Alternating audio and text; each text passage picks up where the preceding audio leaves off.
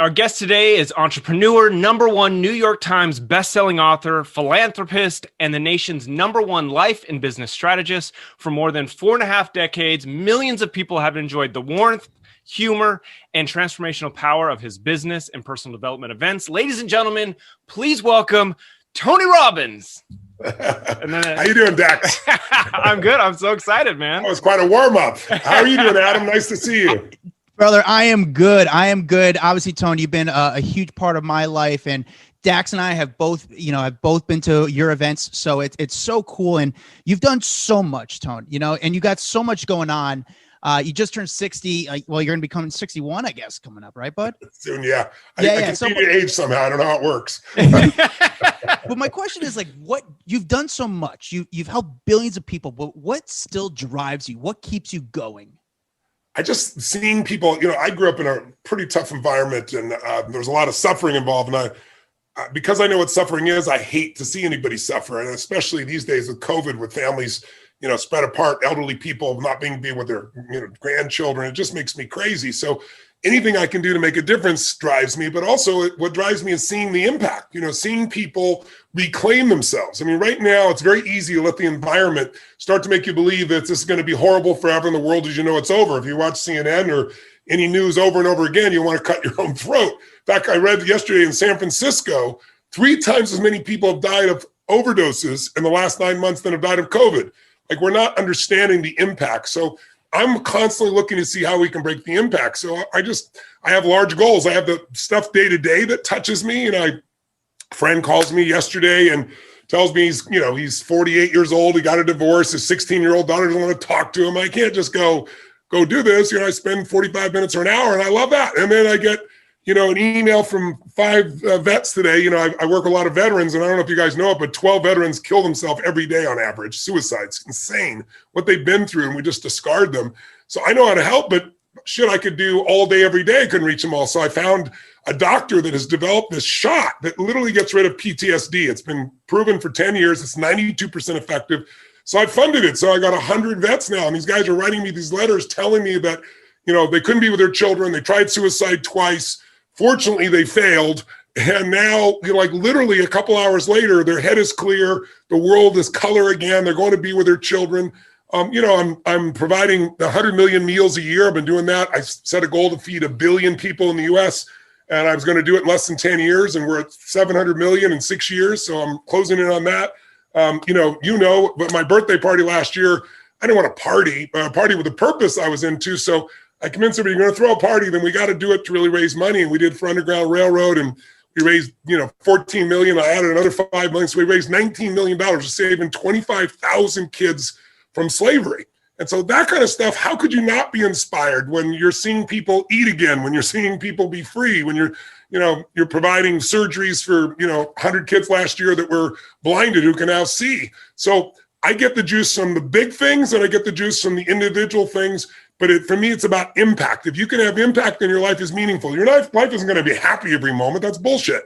But it can be meaningful every moment, and that's your job. It's our job to find a deeper meaning. And I think that meaning comes, and the energy of life comes when you're not just trying to serve yourself. I think, unfortunately, for so many of us, social media and technology has started to shape us instead of us shaping it. It's using us.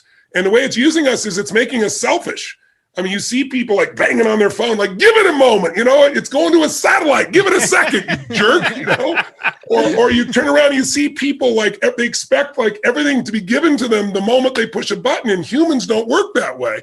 And so it's made us that, along with, I'm sure you guys have seen The Social Network, the Sure. Social Dilemma, I should say. Yeah. Social Dilemma. And you just see how we've been wired to be separate from each other, wired to stay online, wired to be aggravated all the time. So to me, it's a really important time for human beings to remember that, listen, there are things you obviously can't control, but there are plenty of things you can control. You can influence most things, but you can completely control your experience of life. And we forget that when every day you turn on the news or it follows you in your pocket and keeps telling you the worst scenario. I mean, people think that things are going to be good forever when it's going great. And that's total bullshit. Life is cyclical, right? There's always a new challenge or problem, and you become better if you face it. But also when things are going terrible, they think it's going to go terrible forever, and it's bullshit. We're in winter. It's going to be a longer winter than I want and you probably want. There are going to be people 5 years from now still wearing a mask in their mind because it's kind of like the Depression generation. They're going to overreact, but there's also going to be so many new opportunities. So winter's followed by spring, baby. You know, the darkest nights always followed by the day, and that's trite sounding, but it's effing true. So it's like we need to take control. So what gives me excitement is see people take back control of their life and not fall into the trap of being a robot or fitting into everybody else's plans. So, you know, you talk about all these things that are like inspiring me right now. Like I love hearing you talk, and I know that that's the same for people around the world that listen to you. But who inspires you? Who are your mentors, and what do you take away from them? Well, my wife, no bullshit. I'm not just saying to score points. Like she's the best human being I know, and I love her with my soul. And we're made for each other, and we're a perfect match in so many ways. And she's such a beautiful soul, and I get to do this mission of life with her versus let me go do this and come back and share it. And so that's just a gorgeous part of life. And I was fortunate enough. I got married when I was really young to a woman who was at the time 11 years my senior. So I was 24 and had a 17-year-old son instantly, an 11-year-old, a 5-year-old, and one on the way. So my kids are adults now, and I do business with some of them. We do just share so many great things. I have 5 grandchildren. But who's influenced me besides my wife? It's several people. Jim Rohn was my original personal development speaker. You can find him on YouTube. I met him when I was 17, and I went to work for him, and he was a personal development speaker, but he was more about philosophy. And I thought philosophy doesn't matter. I'm a strategist. Like, how do you do it? But I do both now, because strategy shows you how to get the job done, but philosophy makes you have a meaning for your life. And so I learned a ton from him. I learned, probably the most important thing I learned from him was I grew up dirt poor. I had 4 fathers. They were all really struggling. We had no money for food at Thanksgiving. And you guys know, I feed 100 million people a year, 100 million meals a year here in the US, but it's not because I'm a good guy. It's because I went without. And when I was 11, somebody fed my family, and I was like, I'm going to do this. So when I was 17, I've had 2, and then 4, and then 8, and it just grew. So I think, the key that Jim Rohn gave me was he answered a question I couldn't answer. I said, all my fathers were good men. I remember I was 17 when I asked him this. I said, but we starved. We had time with no food. We had Thanksgiving with no food. I mean, we didn't die, but it was rough. And I said, they were good men. Why? Why couldn't they make any money? And he said, Tony, we're all equal as souls, but we're not equal in the marketplace. He said, your job is to find a way to become more valuable to other people and do more for them than anybody else in your category. And there'll be no limit to the quality of your life or the quality of your economics or your business or anything. And he gave me a great metaphor. He said, if you work for McDonald's, and I forget what it was back then, but it was minimum wage then as well. He said, Tony, if you work for McDonald's, you're going to make nothing because the job is too easy. Anyone can learn that job in a few minutes. He said, I'm not being derogatory, but that's why you make minimum wage. And because I had brought up a billionaire guy that made $1.2 billion that year. He was a hedge fund guy. And I go, it seems so unfair when it's school teachers, making $30,000 a year back then. And he said, Tony, that's what it seems like on the surface. But he said, what did that man actually do? He got people 38% return when most people were getting 2%. He allowed children to go to college. He provided businesses, nonprofits. He added hundreds of billions of dollars and he made $1 billion. He said, that's massive added value. He said, so your job in life and what your fathers didn't learn is you got to work harder on yourself than you do your job. You got to literally become worth more because you're going to do more for others than anybody else. And I became obsessed with that. And, now I have 74 companies. We do $6 billion in business, from everything from AI to, LAFC sports team, because I know when he was there in LA, to, you name it, my resort in Fiji. And all that has come because in each of those industries, I come in and obsess on how do I do more for others in this industry than anybody else. And when you do that, you prosper. So I got that from Jim Rohn. I got John Grinder's name you probably would know, started something called NLP, Neuro-Linguistic Programming. He showed me how you could change people in minutes that, traditional therapy would take years or sometimes never. And I learned it and mastered it. Peter Guber, who's a dear friend of mine in the entertainment business, 52 Academy Awards, nominations, brilliant, has taught at UCLA for 25 years as a volunteer of his time. And as a guy that owns, the LA Dodgers, we own the LAFC team together, owns the Warriors. I mean, he's a genius of creativity. So a lot of these people start as my clients and they said, I changed their life, but I'm not dumb enough to think that I'm just here to change their life. I learned from them. Somebody like Ray Dalio or Paul Tudor Jones, who became dear friends. And I've worked with Paul, coaching him for 24 years now. You know, he didn't lose money for 23 of those 24 years. He had one tough year, but I learned so much from these guys, or Ray, or somebody like, you know, you look over at salesforce.com and you see this company started by this brilliant man, but he wasn't just trying to build a business. He wanted to have a social impact, and Mark Benioff. And so these guys start as my clients, they become my friends, and then I learn from them, and they end up influencing my life as much or more than I've influenced theirs. That's incredible. That is so cool. Just the names you said are just, those are great. Ray Dalio. I love his stuff. On Instagram, I love just seeing the quotes he has. It's incredible. Speaking of quotes, if someone said to you, Tony, recommend me a few books, not your own. Listen, I love Unshakable. I love Time Within, but any other books, what would be the books you would recommend to people? These are the must reads that you need to check out. How many? Let's do a Mount Rushmore, 4, or no, let's do 5. Top 5 of. Holy shit, that's not easy, because when somebody asks me that, I get asked that question a lot. I always ask, well, what do you want? What's the area? But if you're asking me generically for me, one of the books that changed my life in the early stages was Man's Search for Meaning. In fact, I'm making the film right now of his movie. We're just getting the script done and moving forward. I worked on it for about 3 years to get the rights. And if you don't know the book, if you're in a tough spot, go read that book. You know, Viktor Frankl was a Viennese Jewish man who got locked up in World War II and watched his family be slayed in front of him in a Nazi concentration camp. But he stayed alive by studying what made certain people live, because you lose the will there. It was an unholy place would be the nicest way of describing, inhuman. And he said that what he noticed was that the people that had a reason, that could find reason even in their suffering, like they're going to make it through this so they could tell the story so it could never happen again. You know, the famous never again Jewish phrase. He said those people found a way to survive. The ones that gave up didn't have a compelling future. And I think that's what's missing right now, by the way, for so many people in the middle of COVID. They see no compelling future, and that's why they're overdoing drugs or alcohol, because it's like, I'm out of control. But I learned so much from him and so much from the book that no one can take. They can take your money, they can imprison you, can do everything, but they can't take away your will to find meaning in your life. So I think that's a book, whenever someone's in a tough place, and if I had to recommend one book, another book that you read in 30 minutes is As a Man Thinketh by James Allen, which really reminds you that you are not just a creature of circumstance, that thought is creative, and that as you think, so you create, so you become, so you experience. You can read it in 30 minutes. Another book, Emerson's Essays. Waldo Emerson, I mean, his self-reliance essay is one of my favorites. I've probably read it since I was 17, 100 times. It's just reminding you what you're capable of and not to just drop into group think. I mean, it'd be an important book to read at a time like right now. Maybe a more modern book, maybe Untethered Soul, you know, by Michael Singer, who's a good friend of mine, Mickey Singer. A brilliant book that gives you a just different view of spirituality, not religion, but spirituality and how you live your life.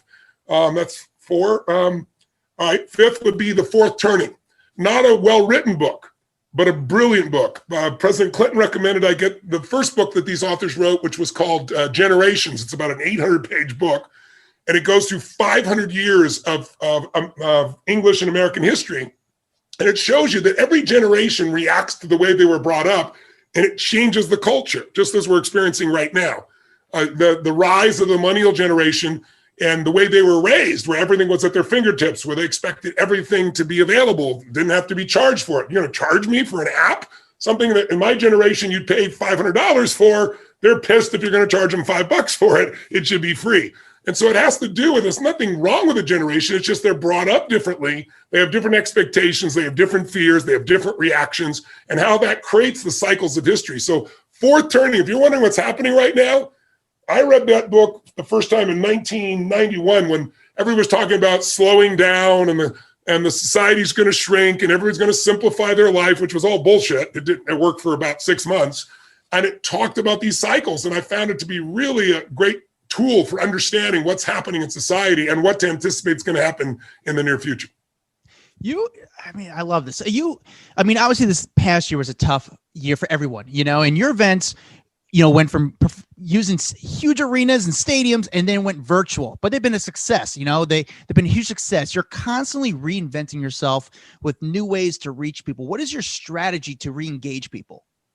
Well, I can tell you my strategy, but I should tell you first, I'm human too. So if you went through the stages of loss, you've probably heard there's 5 stages of loss. Somebody dies or something like that. I just want you to know, I went through it too. I mean, Adam, you've been at so many of my events, and like you said, we got 10, 15,000 people. I did a big one a year and a half ago in Germany, 35,000 people, football stadium full of people. And it's like, I know how to take those people and take them on a ride that changes their life. Most people won't sit for a 3-hour movie. It's somebody spent $300 million, they won't sit for 3 hours. And I get them to go 12 or 14 hours a day, 3, 4, 5, 10 days in a row. So when it first happened, I remember we did my birthday party, raised all this money. I was so happy for Underground Railroad, and we're going to save all these children's lives. And 2 days later, I started getting phone calls saying, are you going to cancel your event in San Jose, San Francisco? It was like 12,500 people. And I was like, I don't cancel it. Last year I was in Australia, and I had mercury poisoning, and I bled out. I lost 1/3 of my blood supply. I'm in the hospital, and the doctor said, you're going to be here for 4 days. I said, no, I got a seminar. He goes, you're not leaving the hospital. I said, you can't keep me here. So we made a deal. He gave me a little wheelchair, and I went out and finished the seminar in a wheelchair. So I said, there's no way in hell I'm going to cancel. Never did I dream that the government would say you can't have 10,000 people, then 1,000, then 100, then 10. I mean, it went from Amsterdam, Rome, UK, Moscow, Peru, down to Sydney, Australia, all of it canceled.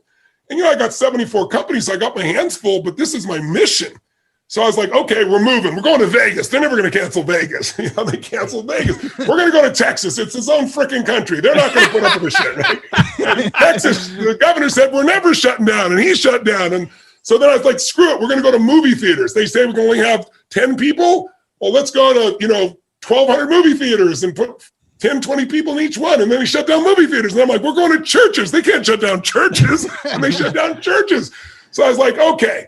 What I said I would never do, we're going to do. I said, I'll never do this in people's homes because you don't have the energy of 20,000 or 10,000, 5,000 people. You don't have the music. You don't have the stadium. But it's like, there's too many distractions, but it's the only way I can serve. So I said, I'm not doing an old man's webinar. So, but I went through the stages. The first stage was shock. That's what happens to most of us. You're going to lock us all down, healthy people? Are you insane?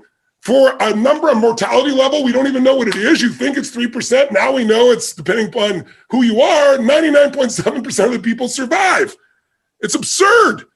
It's like, then you go to anger. Most people, anger or frustration. I'm like, people need this right now. I got to help them. This ain't just a business, my life. This is what I'm here to do. This is when I could help most. Then you go to bargaining. Okay, God, make me a deal. Okay, government, make me a deal. That shit doesn't work. Then people go to sadness or depression. And I got really sad. I know how to do all this shit. It still affected me. I want people to know we all go through it. But eventually, if you make it through those stages, you get to acceptance. And acceptance doesn't mean you accept it's right or fair. It's just it is. So I got to deal with it. But most people end with acceptance. And I think there should be a 6th step. Create. Like, okay, this has happened. Now, what am I going to do with it? Not this has happened. I just got to accept it. How am I going to turn this around? So I remember I went and watched some guy was doing this little webinar, and he had 4 52-inch screens in this little room. And I'm like, if this is my life, I'll shoot myself. There's no way. I got to do this at a different level. So I took out a tape recorder, brought 4 of my staff members, and I dictated for an hour and a half. Here's what we're going to do. We're going to find a building with 50-foot high ceilings. We're going to do LED screens, 20 feet high, 50 feet wide, 180 degrees around the front, 180 around the back. I want retina screens. I want to be able to bring the people up. I want to have them app so they can clap or laugh and we can hear it. And I did the whole thing in an hour. And then I went and hired 6 companies and said, we got to do this. And they go, okay, it'll take 9 months. I said, no, you got 9 weeks. And we literally pulled it off down to the last minute. And now my biggest seminars, most of the seminars were 10 to 15,000 people. Now my average seminar is 15,000, and I've had a 30,000 person event. And what's so crazy, guys, I still prefer a live event personally, but I can see, I'm in people's homes. I see them with their children, with their dogs and their cats and their husbands and wives. People used to fly across the country, or when I go overseas, fly from other countries, and they got to travel. They got to pay for the airline. They got to rent the car, the hotel room. They're away from their family. And then they have this incredible experience. They go home and try to explain it. And it's like their family thinks they're nuts. They're like, so happy. What's wrong with you? And now it's happening with their family. Now the children are coming in and doing, the visualization process and having the gratitude piece. And I remember the first time we did this in July, we had this man, I'll never, seeing all these countries. We had 120 countries. And like the Australians were doing this at 10 a.m. we started, that was midnight for them. So they go from midnight to 4 p.m. the next day. People, in Asia are going different time zones. So we're keeping people all night long doing this 4 days and nights. But I remember seeing this Indian man in a turban, in his turban, and his wife's there, and he's pissed. Clearly, she's taking the big screen, and he's sitting here like this, and she's having a good time, and she's starting to dance, and you're going to see him going, yeah.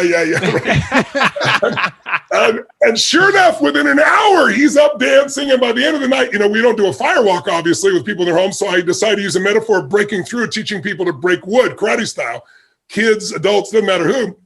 So he shipped people the wood. Well, she was the only one who signed up, right? So at the end of the night, he's fighting her for the piece of wood because he wants to break the wood.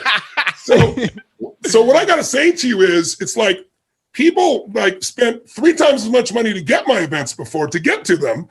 And now they don't have that expense. And I see so many mothers at home nursing their babies and playing full out. And so it's a new way to reach people. So I'm still going to do live events as soon as they're available. I've already got one booked here in Miami because we have different rules here. We're going to have 20,000 people here in the fall. But between now and then, I'm not sitting on my butt. I'm sitting here serving more people than I did before. So I really want people to know everything. Life is always happening for you, not to you. If you believe it's happening to you, of course it is. You look for what's wrong is always available.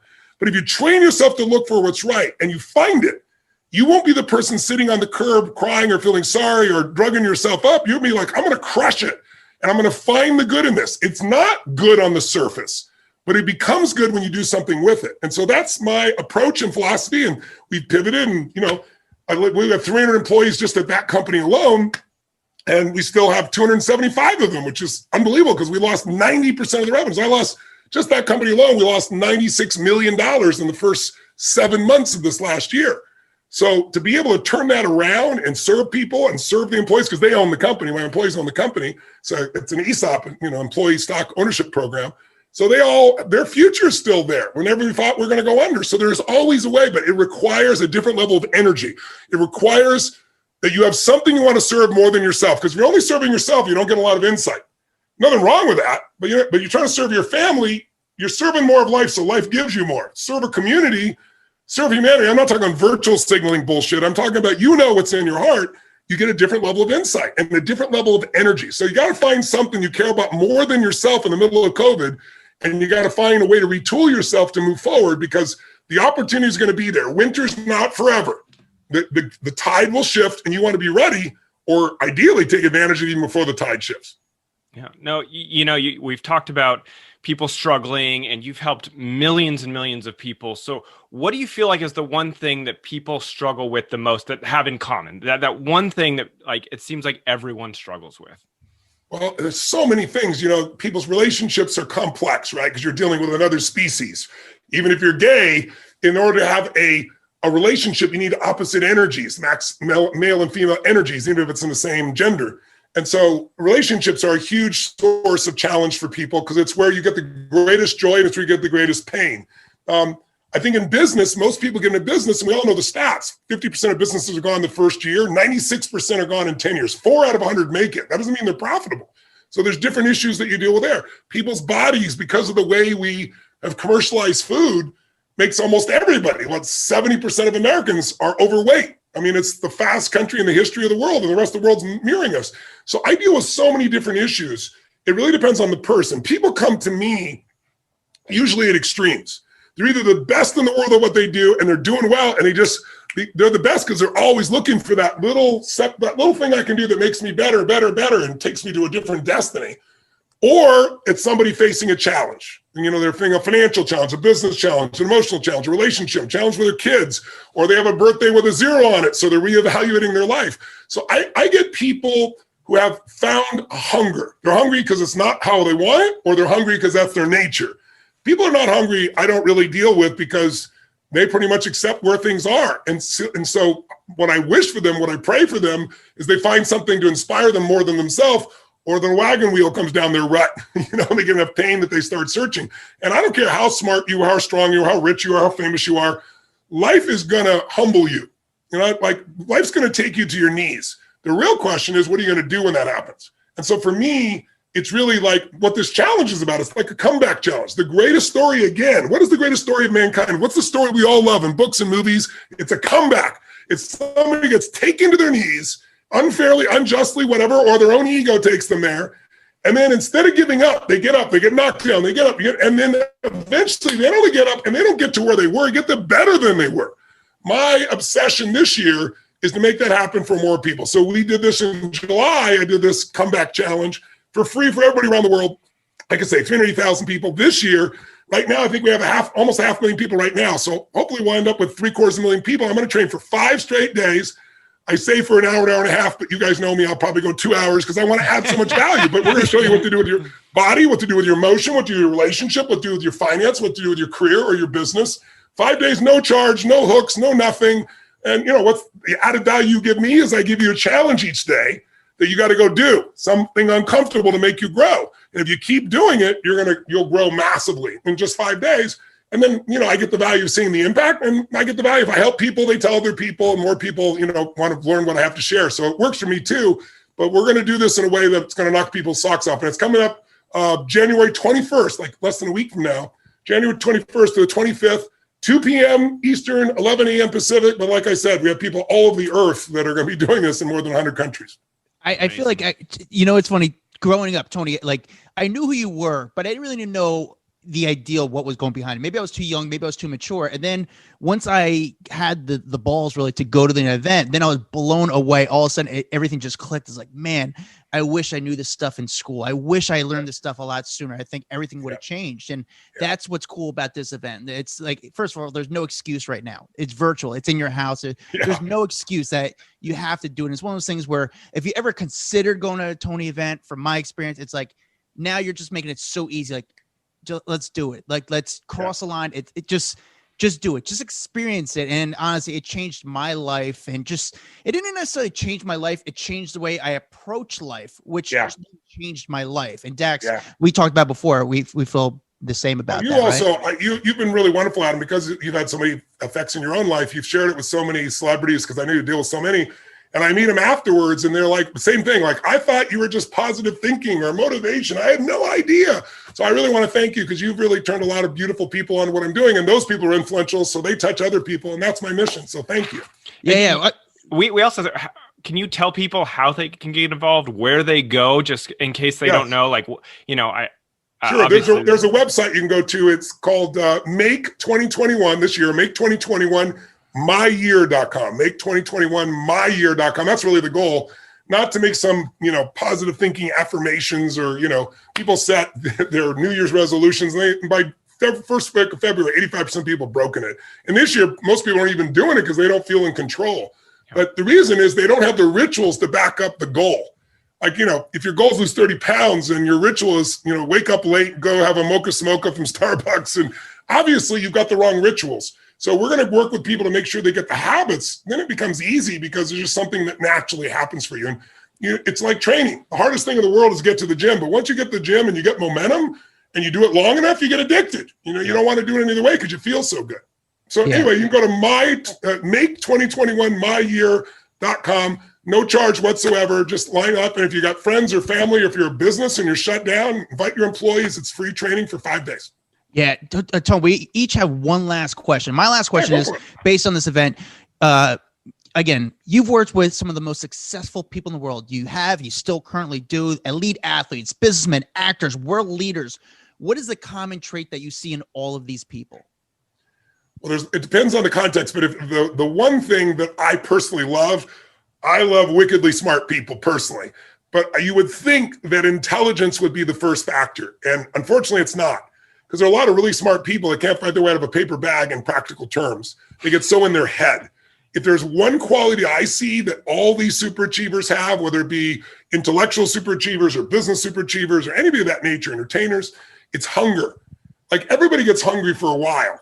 But, if you look at somebody who's just truly extraordinary, you look at Richard Branson, for example, or Sir Richard now. I know Richard, and Richard's a beautiful man. He has as much hunger today in his late 60s as he did when he was 16 starting Virgin. I mean, he's got that same drive. Let's give it a go. That's his favorite phrase, right? Let's just give it a shot here. There's a passion, there's an aliveness in him that doesn't go away. When I say hunger, that's what makes, like, Peter Guber who he is, for those who know him, or Mark Benioff from Salesforce, or Ray Dalio. All these people, it's like they've achieved everything supposedly. But I remember I interviewed back when UCLA had Coach Wooden, the greatest basketball coach in history, won 10 out of 12 NCAA championships. He won 88 games in a row, an entire season without losing a game. And, it's not like the old Bulls with Michael Jordan or say LeBron with, Lakers now, where you get the same guys every year and you build a dynasty. Every year those students left and new ones came. And he used to have this cool thing. I interviewed him when I was 30 and I interviewed him 3 weeks before he died. And he had this cool phrase. He had lots of them, but one of my favorites ones, he said, it's what you learn after you know everything that really matters. Meaning, dickhead, if you think you know everything, you don't know squat, right? you got to keep growing. And I think that experience of constantly growing just makes us feel alive. I mean, people ask me all the time, Tony, you've met millions of people, the most successful people in the world in business and life. What does it take to have, a happy life? And I always say one word: progress. Progress equals happiness. If you want an extraordinary life, you got to make progress. It doesn't matter how many people love you, how many Emmys you have. You guys deal with these people all the time. I do as well. How many Academy Awards, how much money you made, how many people think you're rich and famous and smart or whatever. None of that shit matters if you don't grow. Because if you think that's it, look around at all these famous, wealthy people, that have taken their life, right? Because they stopped growing and they didn't feel alive. Life is about growing and giving. We grow by facing challenges and we become more. My teacher, Jim Rohn, used to say, it's not what you get. What you get's not going to make you happy. Who you become is going to make you really happy or really sad. And so if you're going to have an extraordinary life, you've got to keep growing, and good ideas don't interrupt you. They got to be pursued. You're not going to have a great idea, go, here I am, here, take me away. You got to get hungry enough to go. But the common denominator, to finish the clip here, is hunger that doesn't go away, which means a hunger to be more, to do more, to give more, to share more, to enjoy more. If you have that kind of hunger, not a hunger like I'm going to lose weight to get to the party or make it to the summer, that's a hunger too, but it doesn't last. It's a hunger of something inside you. And you know what? If you don't have it, it can get triggered.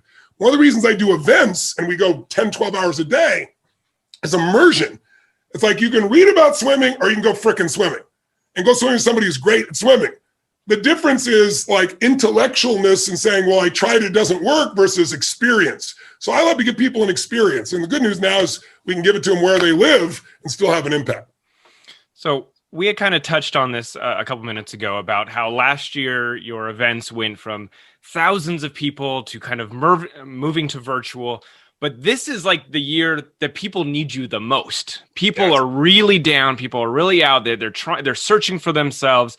How has the transition to virtual been for you in regards to feeling, you say you're in people's homes, but is it helping you? Because I know that you get a lot out of seeing people and being in front of them. And I can tell you from being at your event, having you walk past me and look me in the eyes was like the coolest part of the event. Like I just sat there and I was like, Tony just looked at me like we had that moment. And, so are you getting enough out of it by seeing people through the computer? I'm just curious. Yes, but I'm a visceral person. I'm a kinesthetic person. I love to touch or hug or high five or be around people as well. But you know what I've discovered is, so the answer is yes, but I want both and I'm not going to settle. And like I said, the minute we open, we've already booked the Miami American Airlines Theater where the Heat plays for 20,000 people for next fall. And it looks like that'll probably happen. And I've got a couple other ones I'm going to do hybrid. I built my stadium, but I also bought a building with 28,000 square feet. So I can have 1,000 people live while I'm reaching 30,000 people other places. So I'll be doing some of those events here in Florida because we have different rules than you have in LA or New York, fortunately. And we're doing it all being smart with COVID and so forth, testing and all that stuff. But the part that's even more fulfilling is like, I'm a certain kind of creature. But I've noticed, like I just did my Date with Destiny seminar I do once a year for people from 150 countries. And I was watching these people and witnessing them and hearing them. And then I talked to a lot of people, and I've talked to some people who've been to Date with Destiny before, and they said it's their favorite. Well, I love hearing that because I make everyone better. But I asked them why it was better. And it's like certain people, like especially women, saying, when I'm in that huge crowd, it felt so exciting. But some people say I didn't want to show my emotion, but I still did. But, I was conscious of it. But now I'm at home and I'm crying my eyes out and laughing my tail off. And like, I don't have anything else. I don't have the energy of other people coming at me. So for some people, it's better. I can tell you that truthfully. Yeah. And what I love, the juice I get, is that we've made it easier for people. Like it's been on their bucket list. And people say to me, well, their event's so expensive. And I'm like, it's $195 for 5 days. You ever been to a concert? Ever been to a good concert? Now, most concerts I go to cost me that for 2 hours. It's like I went to go see, what's her name? One sings Hello. What's her name? Singer. Adele. Adele. I went to see Adele in San Jose in the same stadium we do things. She was incredible. Just gorgeous, 2-hour concert. And then I thought afterwards, shit, we're going to be here in a week. And we're going to do 50 hours. We're going to do 25 concerts back to back here and keep people fully engaged.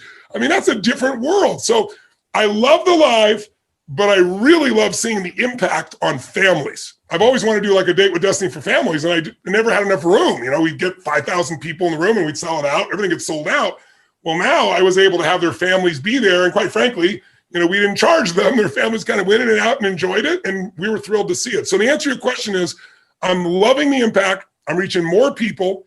My wife is a lot happier because I'm not going, 100, when you go to 118 cities in a year, which is what I did in 2019, that was my average, and go to 16 countries, it takes a lot out of you. So it still takes a lot out of me because I'm doing 12, 14 hours a day, but I get to come home and be with my family at night. So that part I love, but you know me, I'm not going to settle. I'm going to do both. And I feel like COVID has allowed me to reach more people in the way they need. And there's still going to be people that want to come to the live concert in person.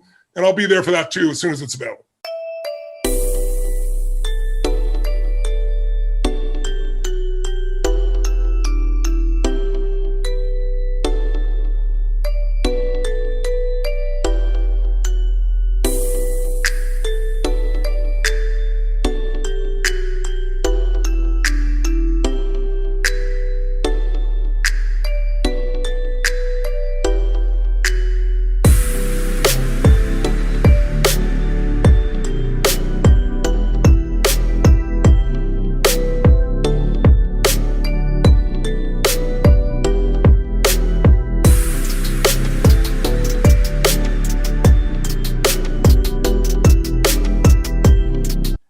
All right, last question. I promise you.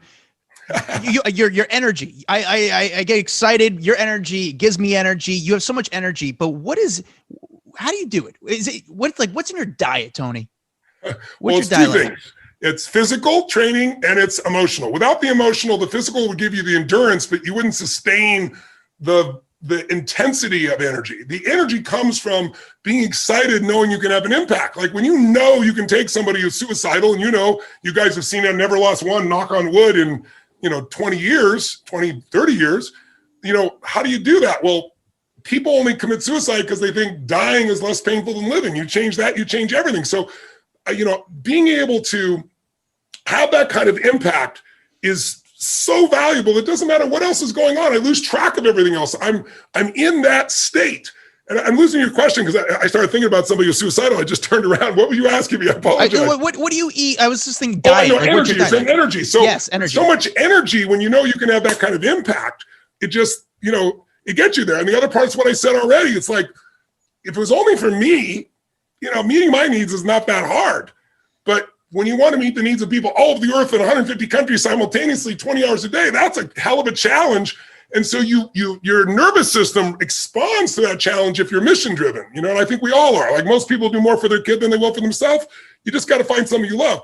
And then physically, my diet's simple. I was a vegan for, 13 years. Now, I had mercury poisoning and I ate fish. I had nothing but salad fish. I was super disciplined, but I had swordfish and tuna, and I didn't realize that they absorb all the mercury, and it almost killed me. Literally, it burned a hole in my esophagus. It was that bad. So now I do have, free range foods as well and proteins. But the biggest thing is the way I train.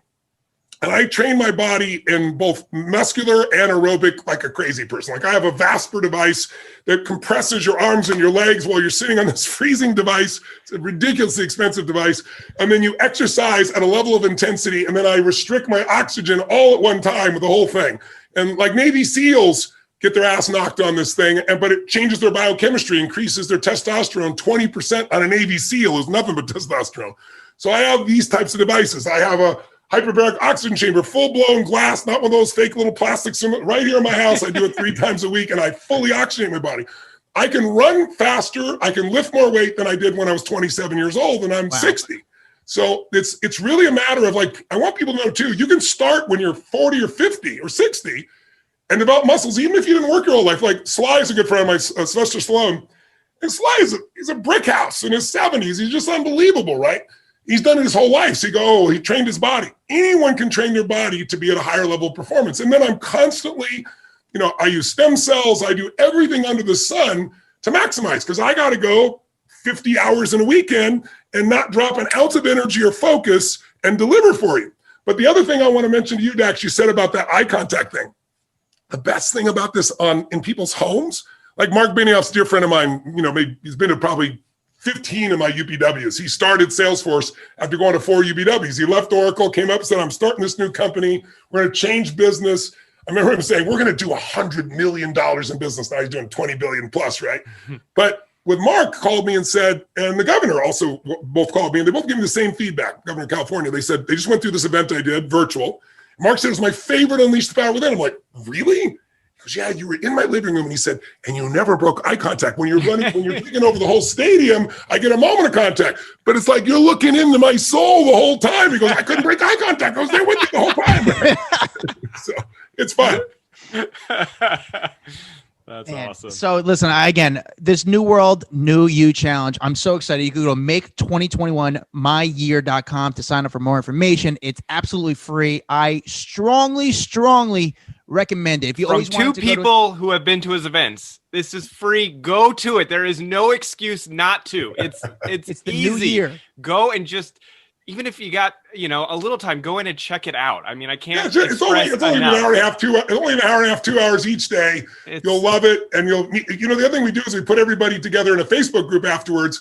And for the last 6 months, we did it once last year. And these people support each other from 100 countries and their goals and desires and networking. And again, it's my gift to you. It's no charge whatsoever. And if it impacts you the way I know it would, please tell your friends, and that'll help me help more people. So thank you for your time. And guys, I really enjoyed being with you. Yeah, Tony, thank you so much. For more Tony Robbins, you can check out, he's got virtual events. Go to TonyRobbins.com. Check out his books, Unshakable, Awaken Giant Within. Amazing. And make sure you follow him on social media at Tony Robbins. Tony, thank you, brother. It's I thank you so much, man. I really appreciate it. I look forward to seeing you guys again sometime soon. Blessings till then. Yes, thanks, Tone.